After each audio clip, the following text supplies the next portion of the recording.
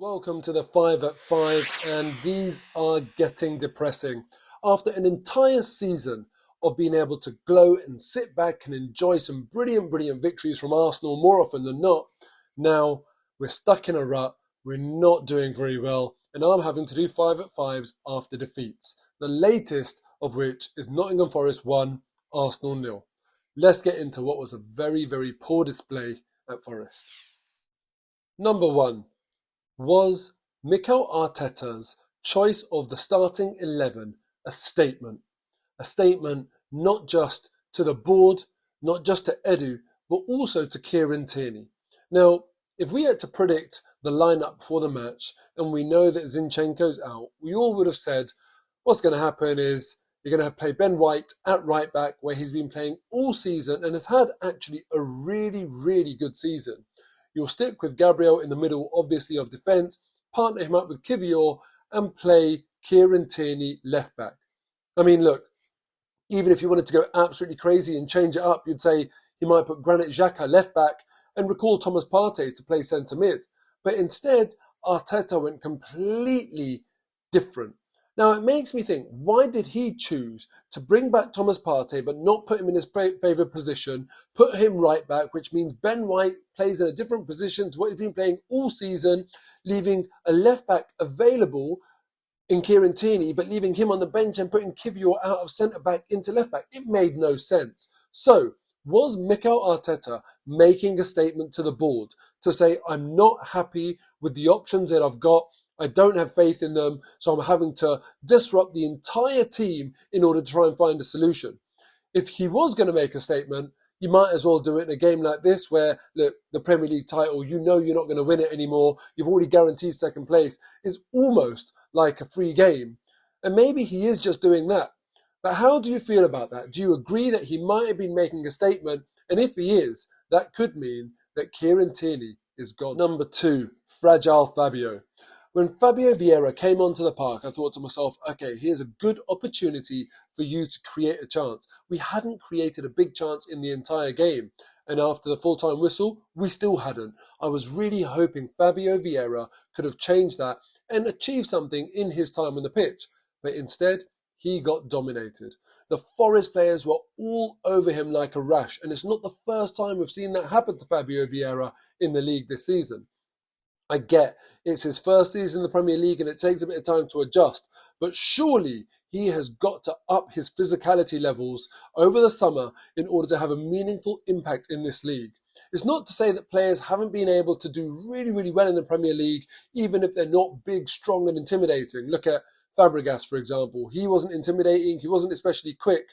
David Silva is another great example of players that are quite small in frame, but they just know how to keep themselves in this league.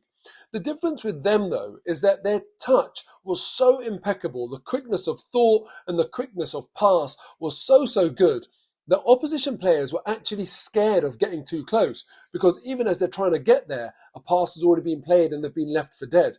Fabio Vieira hasn't shown to me that he's got that speed of thought and pass, and because of that, he needs to either develop that real quick, which is much harder, or bulk up a little bit and be able to hold the player off every now and then. It was very disappointing for him, and I feel like he's underwhelmed this season. A big summer lies ahead for him if he wants to have a meaningful impact in this league. Number 3, no fight. When you look at this game between Nottingham Forest and Arsenal and you ask yourself, where was this game lost? There's one stat that for me is the most meaningful one. Even though we had 82% possession and we attempted 724 passes to Forest's 161, these aren't the important statistics. The important stat is ground duels. Forest were very happy for us to have the ball and pass it around. But as soon as we got to a point where they needed to engage, they won 63% of all of the ground duels. That's right. Only 37% were won by Arsenal. And that's what Forest did. They just said, you know what? We're going to keep it tight, keep it very secure. And anytime you come near us and we have to engage, we're going to do it and we're going to bully you. And that's exactly what they did. There was not enough fight from Arsenal. And actually, it's been a story of our season that in the vast majority of games that we've played, we've lost more duels than we've won. We really need to step that up next year. And a midfielder that can be a bit dominant would be a really, really good addition to this team.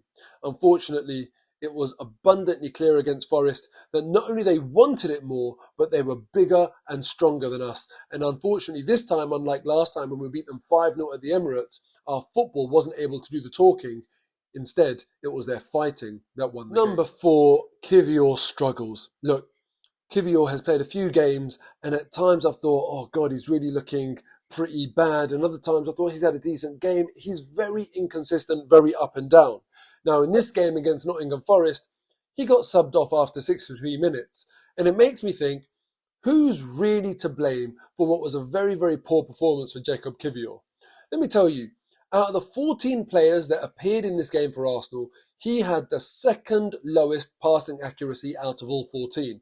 Only Trossard scored lower, and Trossard operates in an area of the pitch where it's his job to try and be creative, find the eye of the needle, and to take risks. For Kiwior, if you compare him against his counterparts, he had 76% pass completion, whilst Ben White had 94%, Gabriel had 92%, Thomas Partey had 91%. They were the back four, and even though Thomas Partey changed position, he only went further up the pitch, meaning it's very, very clear that Kiwior didn't score very highly in terms of passing accuracy versus his defensive counterparts. Now, it wasn't just that. Kiwior won no tackles, he won no ground duels, he had no accurate crosses, he had no accurate long balls. All in all, it was a pretty forgettable performance for Kiwior. Now, playing him at left back where he's never played before for Arsenal was a very, very strange decision, and I've already spoken about why Arteta might have done that in point 1. But who's to blame for Kiwior's awful performance? And does it make you lose faith in him, or do you put this one squarely on what was a very strange decision by Mikel Arteta? Transfer talk. Now, with Granit Xhaka rumoured to be leaving, Kieran Tierney out of favour, Nketiah not being able to hold down a starting place in this team, even having the opportunity when Gabriel Jesus was injured.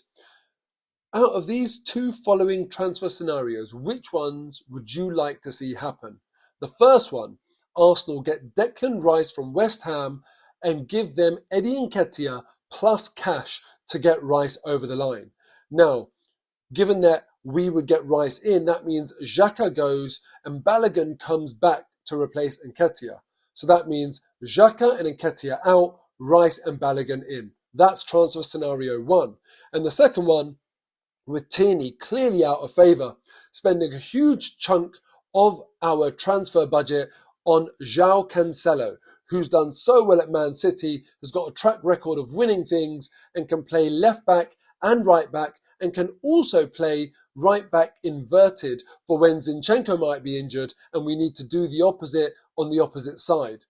Would you like to see those two things happen? And if not, what transfer would you like to see happen? And would there be any outgoings to accommodate it? Because we don't have money growing on trees, but we do have the appeal of Champions League football. So really, hopefully, we've got a big, big transfer summer ahead of us. But let me know what you'd like to see happen. Thank you for watching the 5 at 5, and hit that subscribe button right now if you haven't already.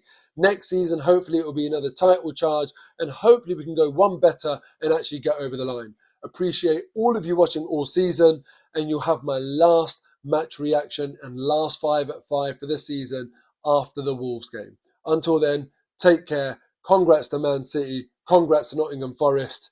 Time to lick our wounds as Arsenal fans, but get behind the boys for one last game this season and show them some appreciation for all of the efforts in a season of massive improvement, even though it resulted in serious disappointment.